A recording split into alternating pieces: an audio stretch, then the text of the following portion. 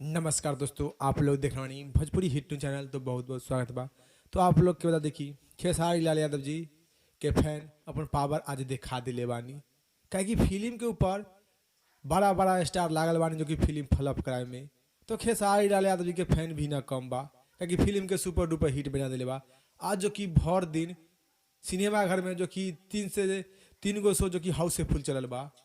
तो खेसारी लाल के फैन के कोई भी जोर न बा, काहे कि 2 गो स्टार बानी जो कि बड़ा स्टार बानी जो कि जड़ जीत कर लागल बानी खेसारी यादव जी के फिल्म के जो कि दुल्हन हो जो पी अमन भावे के फ्लॉप कराए में।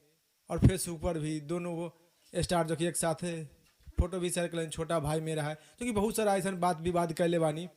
दोनों स्टार मिलकर जो कि आप लोग तो नाम जानते बानी, नाम लेकर प्रमोट न करम। तो आप लोग के बता दी कि खेसारी लाल के फैन के जोर न बा, काहे फिल्म के सुपर डुपर हिट बना दिले बा। सिनेमा घर में भीड़ पर भीड़ देखे के मिलल बा। सभी सिनेमा घर में पटना हो छपरा हो, देखिए जहाँ जहाँ जो कि फिल्म रिलीज किया गया है दुल्हन वही जो पिया मन भावे खेसारी लाल के तो हाउसफुल रहे।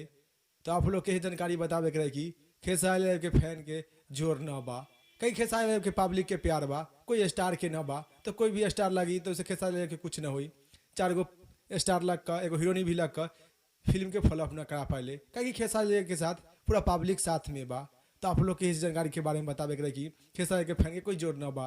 तो आप लोग की जानकारी के बारे में का विचार बा आप लोग नीचे कमेंट बॉक्स में जरूर बतलाएं। फिलहाल में इतने, फिर से मिलेंगे अगले वीडियो में। जय हिंद, जय भोजपुरी।